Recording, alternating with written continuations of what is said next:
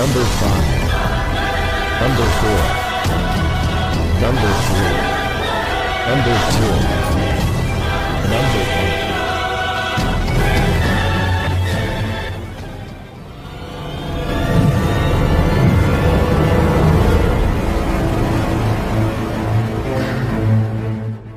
Pakar dan spesialis ilmu vibrasi antara diri Tuhan dan alam semesta, ilmu metafisika modern, ilmu kebatinan, ilmu pusaka dan benda bertuah. Update video terbaru dengan mengklik gratis, subscribe dan lonceng notifikasi gratis, dan selamat menikmati.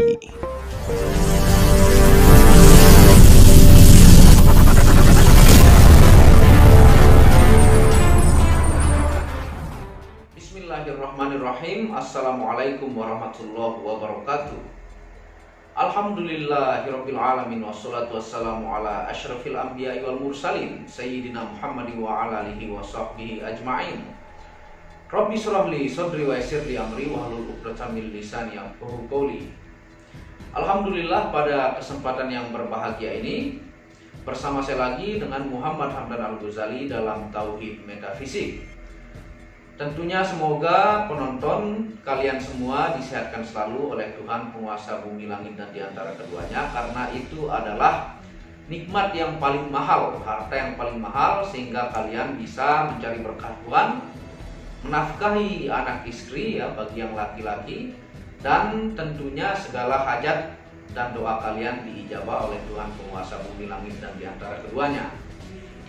Nah, pada kesempatan kali ini saya akan mengajak Anda untuk bagaimana berpikir terbuka kita memandang secara universal tentang yang judulnya adalah hakikat diciptakan agama dan bagaimana nasib manusia tanpa agama ya.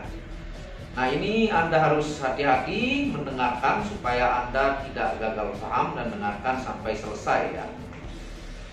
Nah, di dalam kehidupan ini kita tidak tahu di mana kita dilahirkan ya.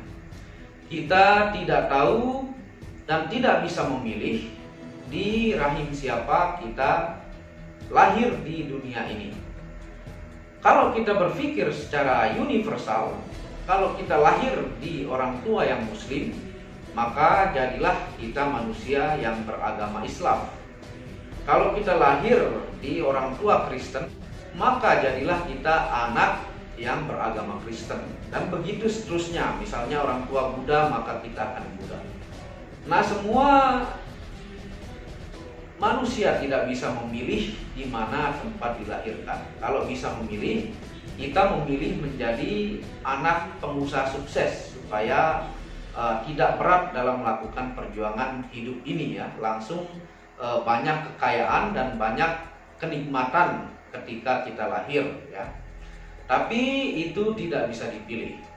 Sehingga agama diciptakan untuk moralitas dan akhlak manusia sebagai khalifah di alam semesta ini. Agama diciptakan supaya manusia tidak merusak alam semesta. Agama diciptakan supaya manusia berbakti kepada orang tua, mengasihi dan membantu yang lemah, dan menciptakan sesama manusia menjadi saling hormat menghormati, tidak membuat kehancuran di alam semesta ini ya. Jadinya di dalam agama itu dibuatlah sistem-sistem tertentu ya, ritual-ritual tertentu yang di dalam sistem itu benar-benar dibuat untuk mencetak kepribadian yang mulia ya. Di dalam agama itu dibuat ritual-ritual yang baik itu mengancam dan memberi harapan kepada pengikutnya untuk tentunya ke arah yang lurus atau tidak melakukan kejahatan. Kalau melakukan kejahatan akan mendapatkan neraka ya. Kalau melakukan kebaikan dan berbudi mulia akan mendapatkan surga ya. Yang terrangkum dalam sistem di agama tersebut ya. Jadi kalau manusia taat kepada agamanya, mengikuti perintah agamanya, maka manusia tersebut akan dominan berakhlakul karimah dan berbudi mulia. Kalau dia taat kepada agama, maka dia akan hormat kepada orang tuanya, dia akan membantu yang lemah, dia akan suka berbagi. Nah, bagaimana kalau tidak ada agama ya? Kalau tidak ada agama, maka yang terjadi adalah hukum rimba, yang dimana ketika orang sakit hati sedikit langsung membunuh orang lain. Kalau misalnya orang tuanya memarahi dia karena emosi, anaknya sudah besar ya, sebagai si anak ini membunuh orang tuanya, maka dunia ini akan kacau balau. Sehingga agama itu sangatlah penting dengan training ritualnya di dalam sistem agama tersebut ya. Semua manusia kalau dia mengikuti aturan agamanya dengan baik dan benar, menturuti, maka akan lebih banyak kedamaian di alam semesta ini. Tapi faktanya banyak manusia yang terjebak bukannya menyembah Tuhan sang penguasa alam semesta ini, tapi dia menyembah agama, sehingga agama itu menjadi ego ya, menjadi ego bagi dirinya dan kaumnya, sehingga saling jatuh menjatuhkan, saling jelek menjelekkan, saling memprovokasi. Bahkan dalam satu agama pun itu ada ribuan pendapat berbeda meskipun dalam satu aliran, apalagi yang aliran lain. Dan apalagi agama lain ya. Di dalam agama masing-masing itu banyak aliran yang berbeda-beda. Sehingga kalau manusia itu menyembah agama, maka akan tercipta ego dan kehancuran di alam semesta ini. Sehingga kalau yang muslim, lakum dinukum waliyadin, ya, agamamu agamamu, agamaku agamaku. Tapi faktanya ada saja manusia yang masih mengganggu karena keegoan tentang masing-masing keyakinan yang diyakini ya. Di dalam agama ini dibentuk sebuah sistem yang dimana sistem ini dibuat benar-benar detail, benar-benar luar biasa untuk mencetak manusia berbudi mulia ya. Makanya banyak orang yang jauh lebih baik ketika dia menturuti agamanya dan melakukan semua perintah dari kitab suci yang dia yakini ya. Tapi ketika dia terjebak ya, dia menyembah agama tersebut ya, menghakimi orang lain masuk neraka ataukah masuk surga, menjadi tuhan-tuhan baru, ego terhadap agama tersebut ya, gara-gara sebuah aliran dia memfitnah aliran lain. Misalnya kelompok A meskipun dalam satu agama, karena keegoan dia merasa paling benar, dia menjudge kelompok B sama satu sama lain, saling adu domba. Sehingga inilah penyebab kehancuran, karena ada ego di dalam berkelompok, yang artinya dalam hakikat dia menyembah aliran tersebut ataukah dia menyembah agama tersebut. Bukannya Tuhan yang disembah, tapi malah agama tersebut yang disembah. Sehingga banyak meskipun satu agama saling bunuh-membunuh ya. Itu fakta yang banyak terjadi. Jadi Anda harus melihat dari sisi universal agama ini diciptakan. Agama diciptakan untuk kita menjadi damai. Nah, ritual-ritual yang dibuat di dalam agama tersebut dibuat sedemikian rupa untuk didogma di dalam manusia-manusia supaya terikat oleh aturan sistem tersebut ya. Misalnya kita di dalam Islam ya, kita melakukan ritual-ritual 5 kali dalam sehari ibadah ya. Kita berpuasa, kita melakukan Idul Fitri, zakat, naik haji dan sebagainya. Itu adalah ritual yang dibentuk dengan dibarengi oleh ancaman dan harapan. Jadi kalau tidak melakukan itu, maka kita diancam neraka. Ya. Kalau melakukan itu dan melakukan hakikat ritual itu, maka kita akan masuk surga, ya. Pertanyaannya, apakah Anda dalam beribadah itu karena sebuah hadiah ataukah karena sebuah ancaman, ya? Itu niat berbeda. Misalnya sebuah contoh, saya bersahabat dengan si A misalnya. Saya bersahabat dengan si A ketika saya sakit, ya. Si A membantu saya tulus karena saya bersahabat dengan dia, ya. Susah senang bersama dia. Nah, itu berbeda dengan misalkan si B, ya. Saya baru kenal, dia mau membantu saya karena sekedar upah, ya. Nah, manakah yang lebih baik? Tentunya A, ya. Jadi kita mau membantu karena kita kenal, karena kita bersahabat, ya. Kita memang ikhlas membantu itu karena memang kita kenal, karena memang dia itu sahabat kita. Nah, bagaimana dengan seseorang ini yang bekerja membantu hanya untuk mendapatkan upah? Nah, seperti itulah sistem harapan yang diberikan ketika mentaati sebuah ritual tersebut. Sedangkan dengan kisah si A dengan si B tadi itu sangat jauh berbeda. Apakah Anda mau melakukan ritual tersebut karena sebuah ancaman dan harapan tersebut? Itu berbeda niat dengan Anda melakukan hal tersebut bukan karena upah atau ancaman, bukan karena surga dan neraka, tapi semata-mata karena Anda kenal Allah Subhanahu wa Ta'ala, ya. Nah, intinya melakukan sesuatu karena niat upah berbeda dengan melakukan sesuatu karena kita kenal baik dengan seseorang tersebut. Itu contoh yang tadi, ya. Jadi meskipun diberikan ancaman pun untuk melakukan ritual, masih saja banyak orang yang melakukan kejahatan, ya. Sudah diancam dengan neraka dan siksaan-siksaan, dan meskipun diberikan hadiah, diharapkan hadiah surga, tapi masih banyak juga yang tidak mau mentaati agama tersebut, ya, dengan ajaran-ajarannya. Nah, sedangkan ritual tersebut adalah sebuah sistem untuk membentuk manusia berpribadi luhur, berpribadi mulia, ya, menghargai sesama, tidak menjudge orang lain, tidak menzolimi orang lain. Sehingga banyak hadis-hadis dan dalil-dalil di dalam Al-Quran, ya, khususnya di dalam Islam, bahwa seseorang yang serajin apapun dia melakukan ibadah ataukah ritual, tapi ketika dia kaya raya, dia punya banyak uang, tetangganya kelaparan, tapi dia membiarkan tetangganya kelaparan, dia enak dalam kekenyangan, makan neraka, ya. Itu poinnya, hakikatnya adalah ritual tersebut untuk menjadi hikmah supaya Anda lakukan di kehidupan Anda, ya. Bukan semata-mata karena hadiah tadi, karena upah saja Anda pikirkan, ataukah Anda memikirkan ketakutan karena ancaman.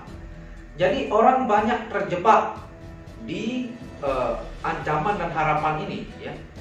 Dia tidak memahami hakikat dia melakukan ritual itu supaya dia berakhlakul mulia, ya, dan membantu sesama yang lemah, ya. Misal ritual dalam berpuasa. Ritual itu pun kalau Anda rajin puasa sekuat apapun, malah Anda semakin pelit setelah puasa, itu sama saja Anda buang-buang tenaga menahan haus dan lapar, tapi hakikatnya Anda tidak lakukan. Yang sempurna itu adalah Anda melakukan puasa, tapi Anda aplikasikan di dalam kehidupan Anda. Bukan Anda puasa karena sebuah hadiah ataukah sebuah ancaman, sehingga Anda melakukan itu bukan semata-mata karena Tuhan, tapi karena hadiah yang saya jelaskan tadi. Beda seseorang yang bekerja dengan saya karena dia kenal saya, karena sahabat, ya, dia tidak memandang apapun, dia ikhlas membantu saya, dengan orang yang bekerja dengan saya karena sebuah upah. Nah, seperti itu.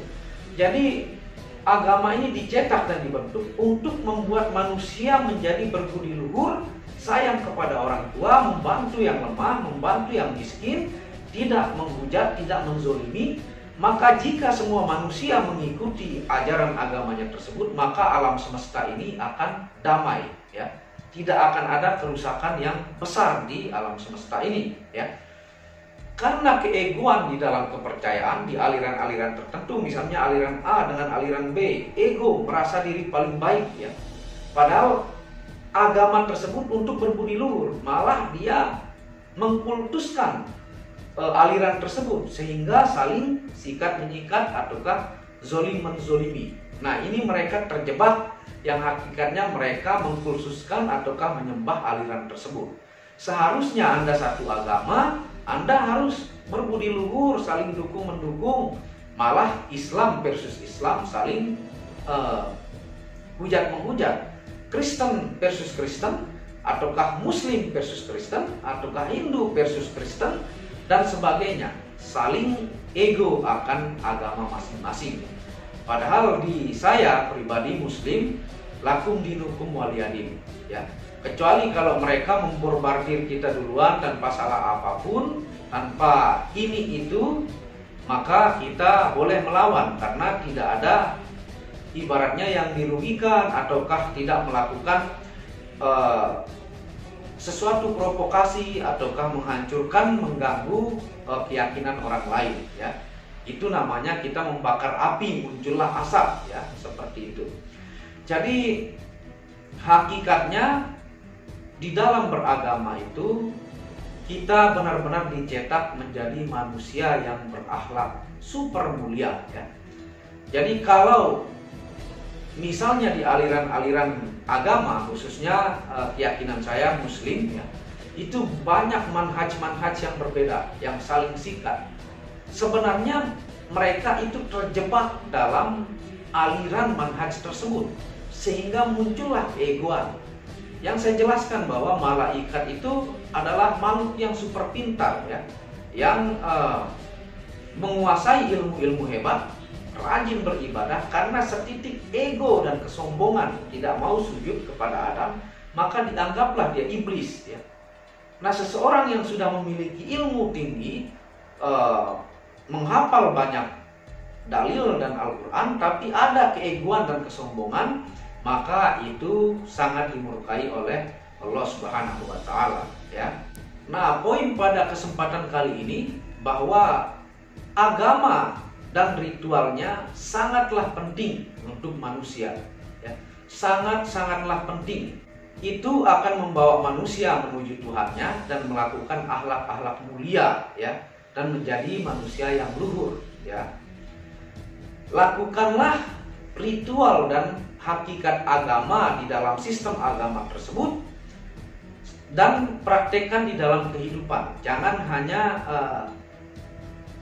ritual yang Anda lakukan tapi tidak sesuai dengan perilaku Anda. Yang saya jelaskan tadi hadis, Anda kekenyangan sedangkan tetangga Anda kelaparan, dan banyak dalil-dalil lainnya. Dan banyak juga dalil yang mengatakan bagaimanapun Anda beribadah rajin tapi Anda menzolimi orang tua, itu neraka. Bayangkan, ya, berarti akhlakul karimah yang mulia itu adalah hikmah hakikat dari ibadah kita. Jadi lakukan ritual sebaik mungkin dan aplikasikan di dalam hidup kita, itulah yang sempurna, ya.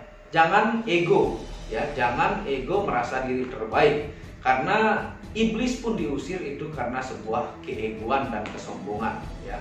Dan manusia tanpa agama, maka kita akan menjadi hukum rimba, akan terjadi kehancuran, akan terjadi perampokan, pembunuhan, dan sebagainya.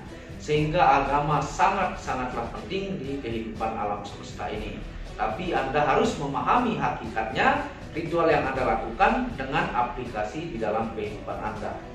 Banyak kisah-kisah waliullah yang karena pakaiannya begitu banyak sorban, ya, banyak ikatan-ikatan.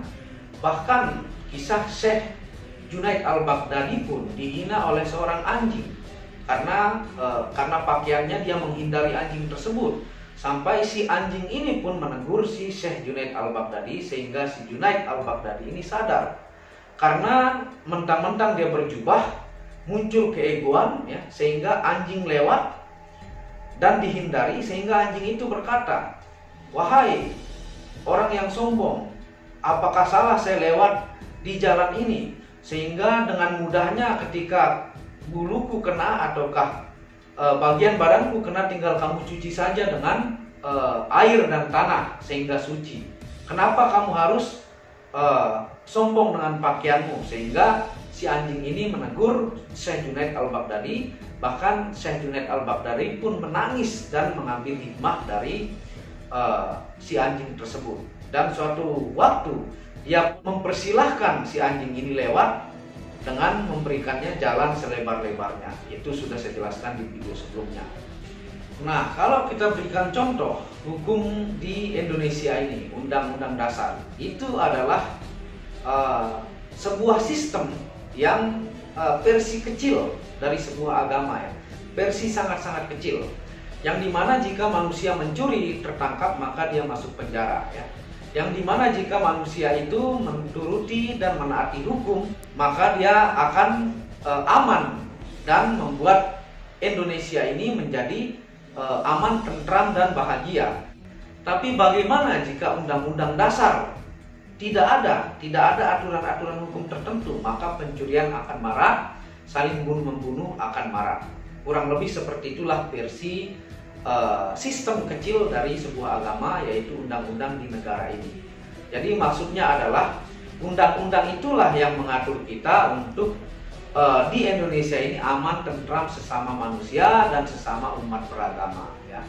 Semoga Anda paham maksud dari penjelasan Muhammad Hamdan Al-Ghazali pada kesempatan kali ini, supaya sempurna ya ibadah dan hakikat ibadah yang Anda lakukan, ataukah Anda meyakini sebuah agama dan melakukan sistem agama tersebut menjadi manusia-manusia yang berbudi luhur dan membuat alam semesta tidak hancur, dan damailah kita di alam semesta ini. Tapi konsep alam semesta hitam dan putih selalu ada, baik dan jahat selalu bergandengan. Bahkan dalam satu keluarga pun ada yang cocok dan tidak cocok pendapatnya. Begitulah kehidupan di alam semesta ini. Semoga berkah bermanfaat dan Anda paham tentang video penjelasan Muhammad Hamdan Al-Ghazali. Jangan lupa bantu terus dukung channel Muhammad Hamdan Al-Ghazali ini dengan mengklik lambang merah subscribe gratis dan lonceng notifikasi, tidak ada ruginya ya. Dan Anda bisa mengunjungi second channel saya, yaitu Tauhid Metafisik Channel, yang banyak membahas tentang ilmu mustika, pusaka, dan sejarahnya. Channel ketiga yaitu Maniak Akik, yang banyak membahas tentang gemstone lengkap secara internasional, gemologi, kandungan mineral, aura, zodiak, dan metafisika modern. Dan channel keempat yaitu Maniak Bacan, yang banyak membahas tentang batu bacan lengkap ya, dengan kualitas terbaik dengan harga bersahabat ya. Wabillahi taufiq wal hidayah. Sebelum mengakhiri video ini, Anda akan sedikit melihat review baju sufi. Assalamualaikum warahmatullahi wabarakatuh. Tauhid Metafisik Produk menjual baju-baju sufi sebagai pengingat kemurnian batin diri dan batin orang lain yang melihatnya, menyebarkan virus-virus cinta ketika memakainya dimanapun berada. Tersedia semua jenis ukuran laki-laki dan perempuan, baik panjang dan pendek.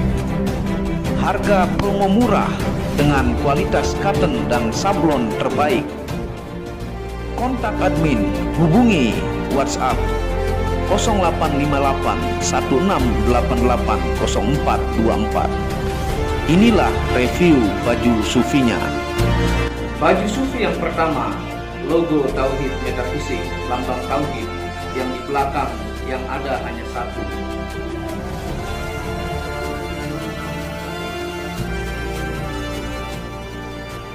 Baju sufi yang kedua, aku lebih memilih menjadi orang murni.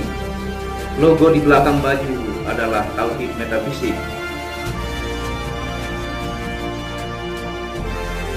Baju sufi yang ketiga, ketika hawa nafsu takluk maka damailah dunia. Tulisan di belakang adalah logo Tauhid Metafisik.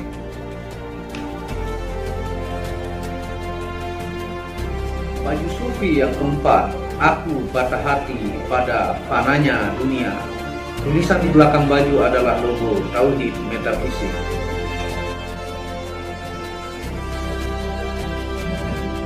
Baju sufi yang kelima, suara nuranimu bersih dan murni. Tulisan di belakang baju adalah logo Tauhid Metafisik.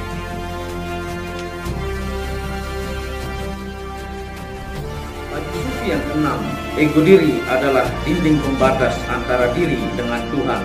Tulisan di belakang baju adalah logo Tauhid Metafisik.